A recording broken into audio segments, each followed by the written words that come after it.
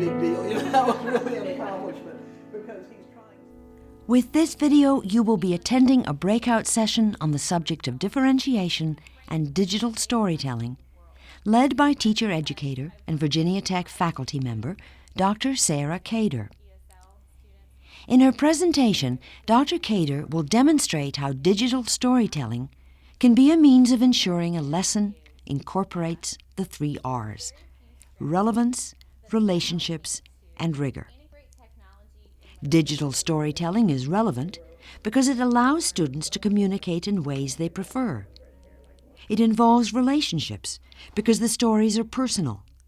And it is rigorous because it challenges students to analyze and interpret information. We asked Dr. Kajder to introduce digital storytelling. Today we're going to talk about digital storytelling, and we're going to talk about digital storytelling. Think storytelling in big capital bold letters, and digital is just this small case, tiny font that just describes the storytelling, the modes and media that we use to convey the stories that we know. I situate a lot of that work by thinking about the ways that we ask kids to write in the classroom. A lot of times, because of standardized testing movements, kids are given a prompt. They're not really relating at all to that prompt. They sit down, they perform the writing. It goes to a teacher. It has no audience beyond that, and we're done.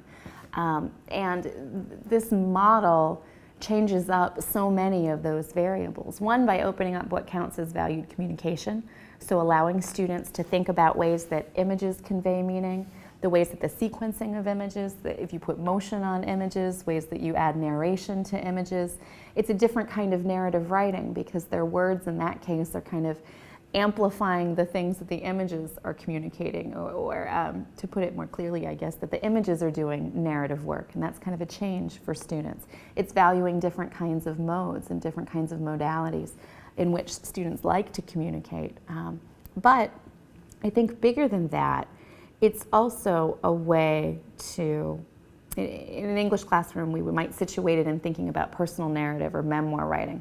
In a science classroom, I might be thinking about it in terms of a way of looking at narrative inquiry and thinking about what are our big questions and how can we use stories to try to problematize what it is that we think that we know.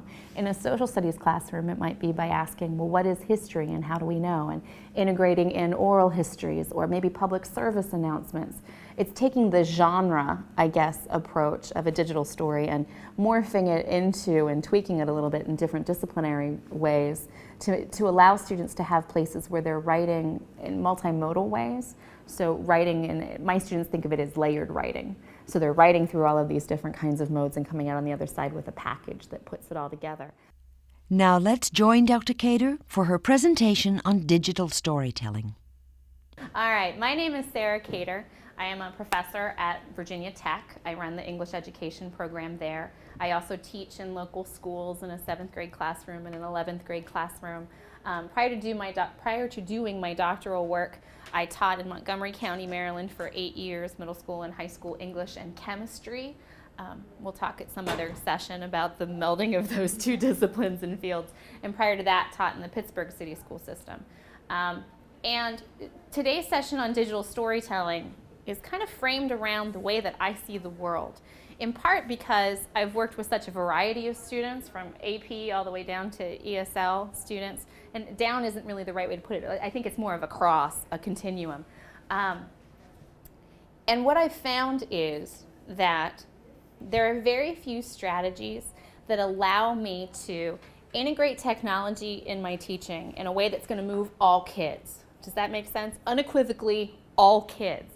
And that I can do across content areas, that doesn't just live in English or live really well in social studies.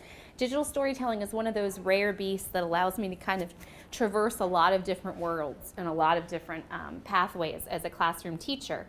I was trained in the art, we might call it, of digital storytelling at the University of California, Berkeley, at the Center for Digital Storytelling, and I now work there occasionally as a trainer.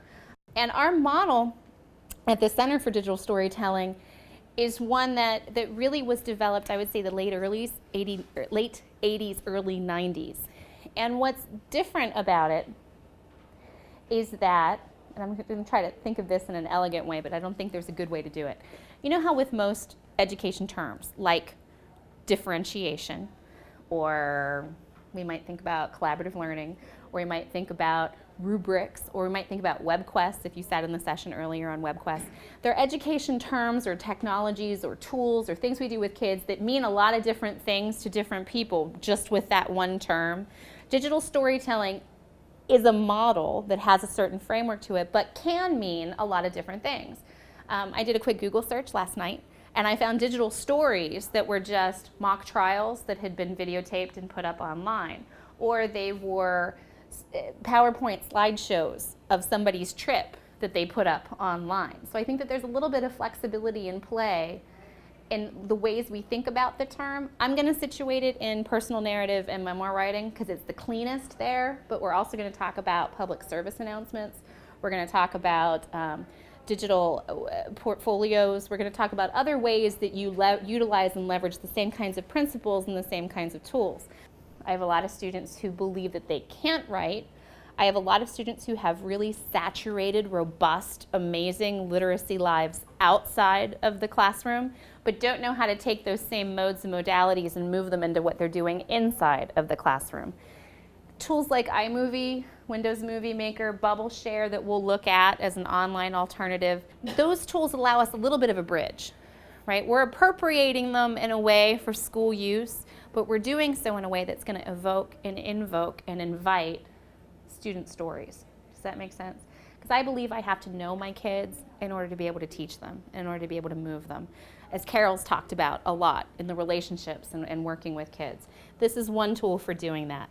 But I want to start by thinking about what a digital story actually is. So I'm going to throw out a couple of examples. Pardon me while I switch over. The digital story that I think is the best example, richest example, my favorite one to show, in part because it was created and constructed by a user for whom the thought of working with the tools was pretty numbing. She stood in front of the computer with her mouse out, pointed at the computer, clicking it like it was a remote control because she really wasn't accustomed to working with technology. 2 hours the first day, 1 hour the next day, I'll show you what she was able to create. At the center of what we do, at the core of what we do with this work is storytelling, right? She's going to weave for you and present a really marvelous, magnificent story. Instructional time here is not about the delivery of it. It's not about the packaging. It's not about the digital part. It's not about where to point and click. All of the work in the classroom comes ahead of that particular moment. It's not about the construction. It's about actually making transparent those processes for kids that good, rich writers go through to create good, compelling personal narrative and memoir text. So let me share this with you. It might be hard for you to believe that once upon a time I was a little girl. I grew up in an old farmhouse in a small town on Lake Erie in western New York State. There were acres of grape vineyards behind our big barn. And one year, a field of strawberries beside the house. Down the lane was an apple tree that had 3 different kinds of apples on it. My father went to his office at the grape juice factory every weekday and played golf on weekends. He believed in germs, and we had to keep our hands clean and gargle a lot. My mother managed the household, cooked good plain meals and very good desserts, and took care of her 3 daughters, Barbara, me, Martha, and Anne. She was a handsome woman with a Roman nose, as she called it, hazel eyes, pince-nez glasses, and wonder of wonders, red hair. She called it Titian and complained when the motor vehicle office made her use Auburn on her driving license. At the time of my birth, she wrote a letter to my great aunt and signed it with my name. She wrote, "My father and I look so much alike. I'm awfully glad I haven't red hair like mother's." I thought her red hair was really beautiful, and I loved to brush and comb it. I often wish mine were like hers. She died of cancer when I was 17. Her best friend asked the nurse to cut off her long braid, and she gave it to me. I have kept it for 62 years in a wooden box that says Chocolate Shop, Los Angeles, which is where my parents were married. Eventually, I had 3 daughters and a son, none with red hair. What a disappointment. Now I'm a grandmother with 6 granddaughters, and 2 of them have red hair. And they're holding the braid. I don't know if you can see that.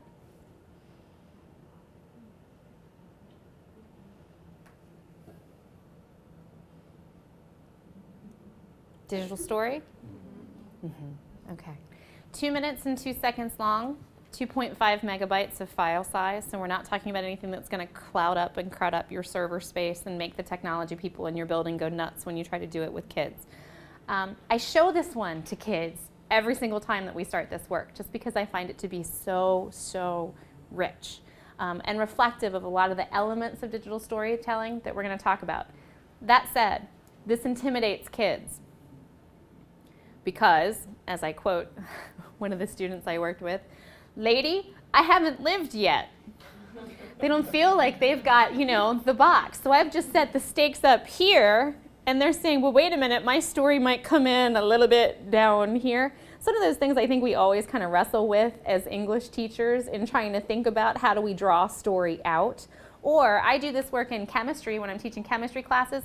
At the beginning of the year, I ask students to introduce themselves to me as scientists. I want to understand their patterns of inquiry. I want to understand those things that they want to know. And they create a digital story that introduces themselves to me in that way. I could do it in social studies and say, show me who you are as a historian. In English class, it might be, who are you as a reader and a writer? What does it mean to be literate? These kind of introductions that lets me know that student in a very different kind of way. I like opening it up further and just saying, what's the story that you really need to tell?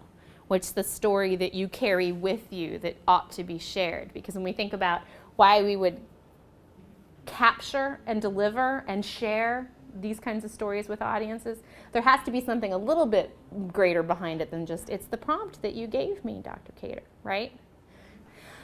Digital stories and the ways in which it's formulated by the Center for Digital Storytelling and the ways in which I see the world have very specific set elements. First one, essential one, most essential one, I think, point of view. Always first person. And the reason I put a view in parentheses is that they have a point as much as they also have a point of view. Does that make sense? Because it's first person point of view, they automatically have a point to the writer. For a lot of our students, that's a first. I can't tell you how many times I have to give them a state mandated, somebody else wrote it, I'm not seeing any of my students in it kind of a prompt, right? This is a different prompt. It's immediately mirroring some bit of what they value and who they are. There's typically, in the really good ones, some bit of a question. Maybe dramatic question might be thinking of it a little heavily. I think Redheads has a dramatic question. But the kids' stories really, I think, have a lot of energy behind them when they're trying to figure something out as they go. And that's what good memoir or personal narrative writing does. It tries to kind of think through and muddle through and get to the other side of an issue or something that we're trying to think through.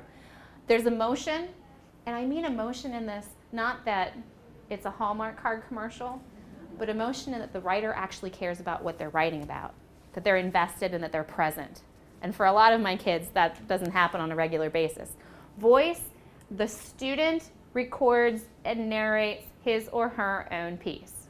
I've had some students who have had IEPs and they've needed somebody else to do the narration. In that case, we try to do it so it's somebody who's in the story. Does that make sense? There's a reason that it's not just the aide who's reading it, unless that aide has something to do with the story. Do you see how that all kind of fits together? Soundtrack, royalty-free. Absolutely cannot be copywritten material. This is not the time to go to the top 40 list and pull whatever the hot current song happens to be. I could name something, but that would immediately date me because I listen to old music, according to all of my students. We use online sources for royalty-free music. I'll share with you what some of those are. Some of them are on the website. But this is also an opportunity to have kids compose. think about this as an opportunity to kind of tap into the different channels that our kids are plugged into, right?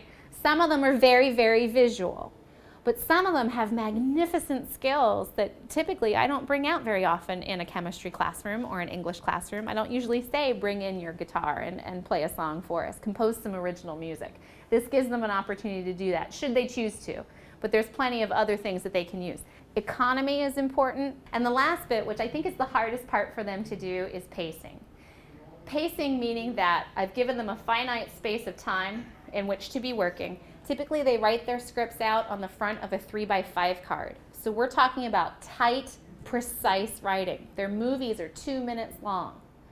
They're using images to do narrative work. So it usually, typically, isn't a student talking the entire time. There are pauses where you want something to linger up on the screen. You want your words to pretty much tell the reader or viewer what you want them to be seeing at points in time. It's a different kind of writing. Does that make sense? And the pacing of that is difficult. And you also don't want to get to the end and show that box with the braid in it until you get to the end. That's a reason that you all kind of collectively went when you saw that, right? Difficult thing for kids to do. Here's what it looks like in the classroom. This could take a week if you allowed it. I wouldn't let it go any longer than that.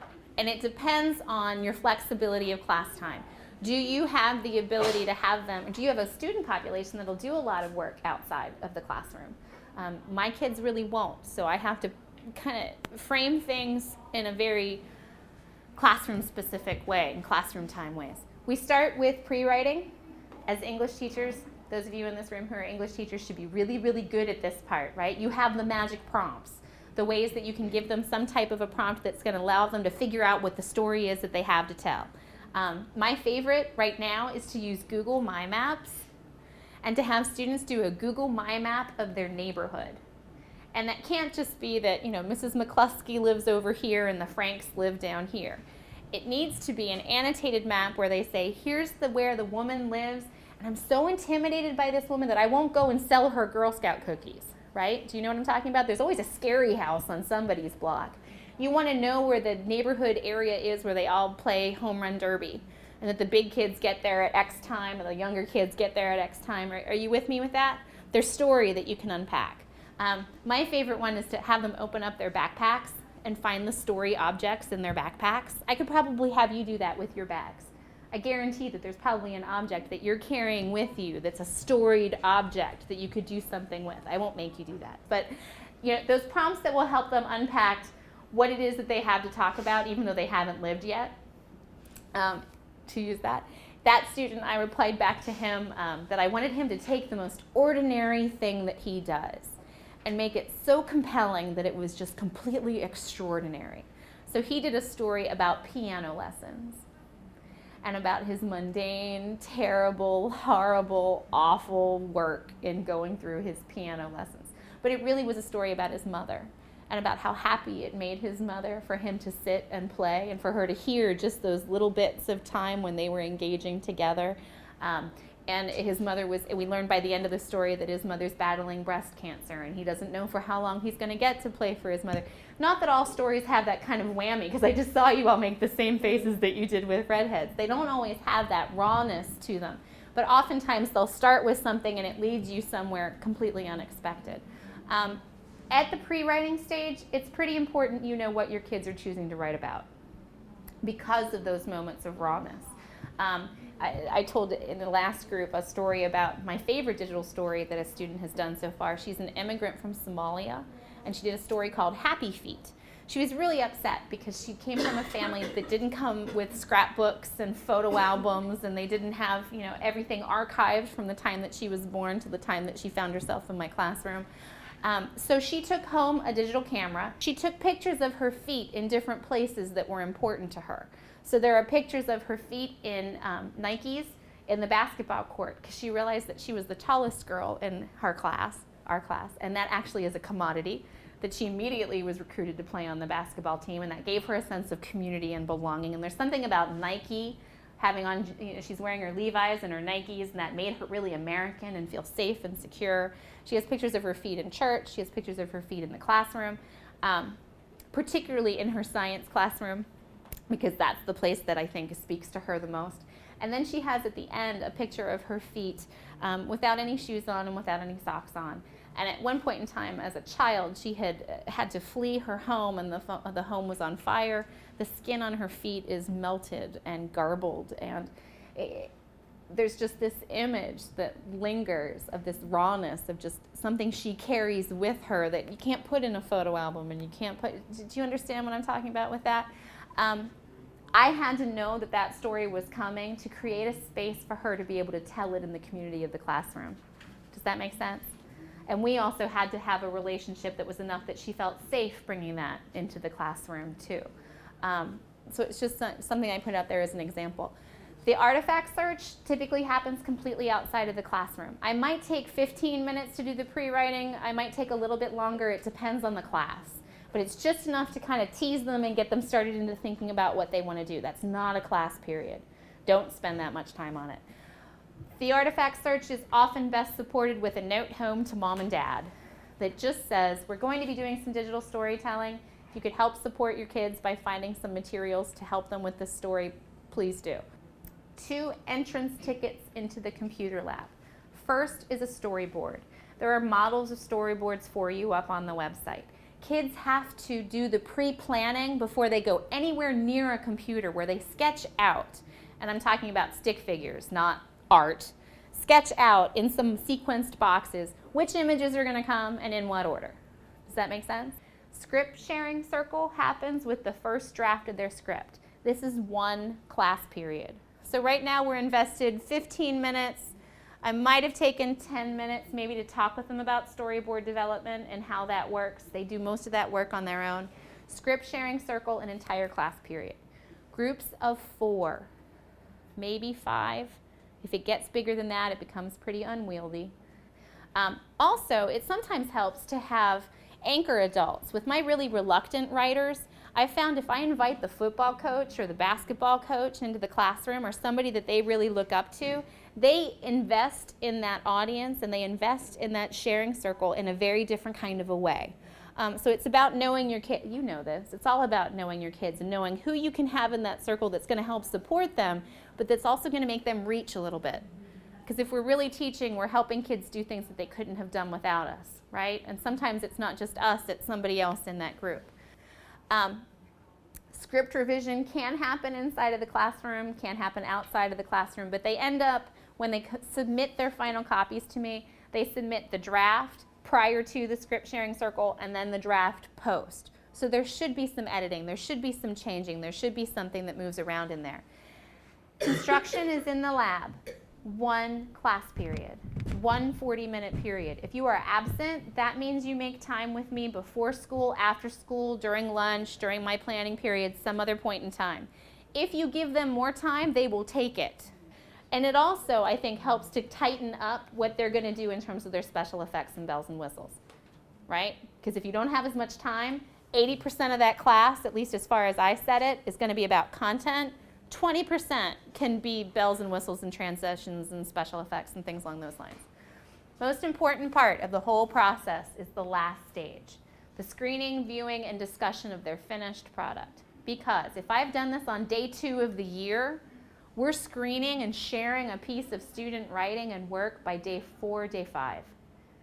That's really important to do for the interpretive community in the classroom, but it's also bigger that those kids understand they have an audience that's not just me. Because my classroom isn't about you do a piece of writing and you turn it into me and then I feed it back to you. My classroom is about you do a piece of writing and we post and publish it for an audience that's really invested in your work and that matters outside of the classroom, who's going to give you feedback back in. All right, there's other ways that this can resonate in the classroom. Some of you saw this yesterday. I've taken digital storytelling and moved it into what I do in the teaching of reading. I've moved it into the teaching of writing. I've moved it into thinking about public service announcements. The idea is, how do I take digital video skills that kids get in this digital storytelling experience and bridge them into other kinds of writing tasks or other kinds of genres? So I'll show you an example of a digital book trailer. Using the same tools, so using iMovie, using Movie Maker, kids create a movie trailer for a book that they want to entice you to want to read. Make sense? You're following that? In this case, we chose, I think I'm going to show you, The Number Devil. The Number Devil had never been checked out of our media center. The Number Devil is not really a book that I think most kids would just arbitrarily pick up. It kind of hovers and lives between fiction and nonfiction. It has a lot of math content in it. We threw it out there as an object for kids and just saying, we want you all to read this, and we're going to have a contest of sorts. In teams of 3, kids created book trailers around their reading of the book. The most compelling and enticing one got to be loaded on a computer that sat next to the card catalog. We are a school that has a card catalog, like the tangible paper card catalog. So it was a big transition to have the computer sitting there. This is a big shift. But it was sitting there to try to entice kids to want to read this particular book. Now on that computer, we have 217 digital stories, digital book trailers that are a part of our library. So as kids are choosing what they're going to read, they often will choose to look at a book trailer before they make a choice. So here's an example of one.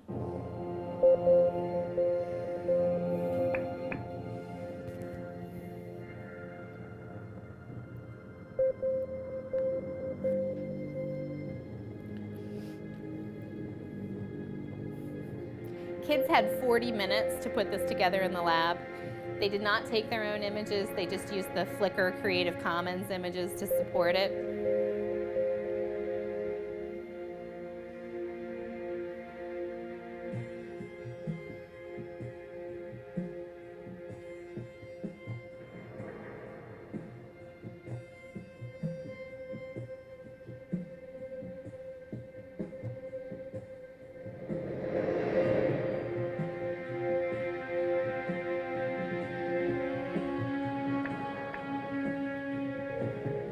Do you see the tessellations? Yeah.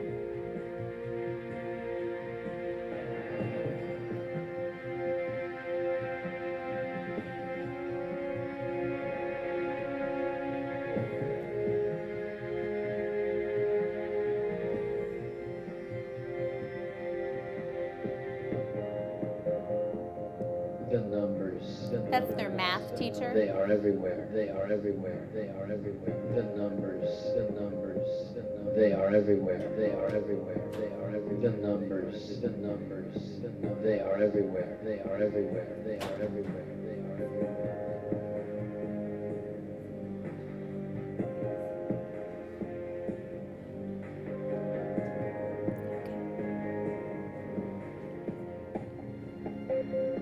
What if they thought you were crazy?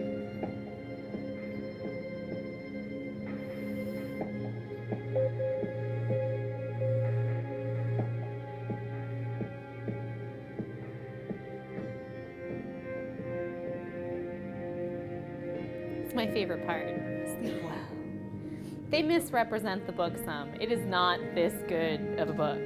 But there is a 3-week-long wait list right now to get a copy of the book of the Number Devil. They went ahead and cited all of their sources as they went. Now when I do this with them, I give them more time. So it was a 40-minute experiment, which is why they were allowed to use Flickr. Flickr is blocked in the majority of schools that I've been working in lately. And I also think that kids engage with this text so differently and this type of writing so differently when they own the images, right? So I send them out with a camera. It might be a digital camera. It might be a little disposable throwaway camera that you buy at Walmart. Doesn't matter. They just need to have a digital version or file of whatever that picture happens to be. In some cases, we've done it where kids have done their own original art, and we've just scanned in the art and brought it in. You can do that with the other digital stories as well. It's finding that mode and that channel that they're really plugged into and interested in. We are at time. You guys have spent a lot of time thinking about this with ruffled brows. And I think that usually means, and I see a lot of notes that have been taken, typically that means to me that teachers are thinking about ways that it fits in their teaching, those pieces that they need to know, those other questions that they have. You have my email, you have my contact information. These aren't easy things to just quickly move into your teaching. As you're mulling over it, probably as you're driving home tomorrow, or as you're on a flight that's at some bizarre hour because your school booked it and you didn't choose it, as you're dealing with all of those realities, and questions and ideas come to mind, I hope that you'll let me know, because I don't really think that this works well if it's just you hear it from me and then you take it from you. I hope it can be more dialogue back and forth. Thank you for your time. Have a good rest of your day.